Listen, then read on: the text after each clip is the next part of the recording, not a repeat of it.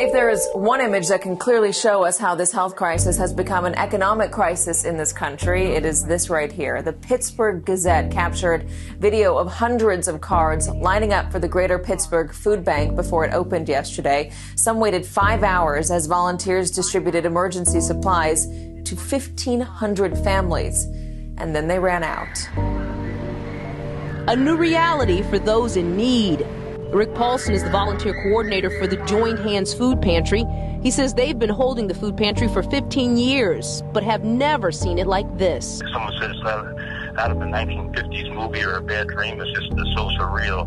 On this day, 7,200 pounds of food was given away from the Chicago Food Depository, and it went fast. We had so many calls from people, and we knew they were first-time people because they were asking where the location was. Just moments ago, the Labor Department put out its statistics, a jaw-dropping 3,283,000 jobless claims were filed last week.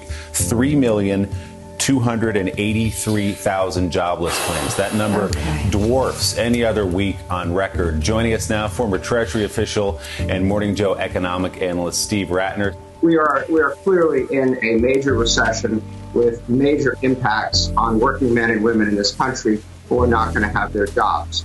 The highest we saw during the Great Recession was 665,000. And this may well only be the beginning. If you looked at this scene in black and white, you would think you're back in the 1920s or 30s during the era of the Great Depression. The line outside the Bowery Mission stretches down that street in that direction, and it comes back in this direction as well. They say that the line is getting longer and longer each day that this coronavirus crisis drags on.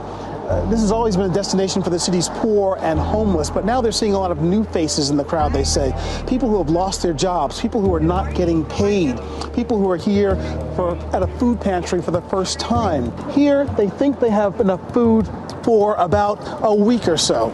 That number that we've been looking for just crossed, and you'll forgive me if my jaw's on the ground. U.S. weekly jobless claims total 6.6 million versus 3.1 million expected. 6.6 million unemployment claims were made in this country last week.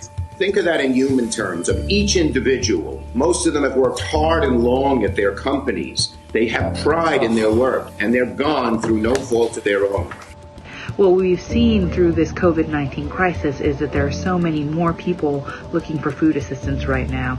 It is folks that are maybe from the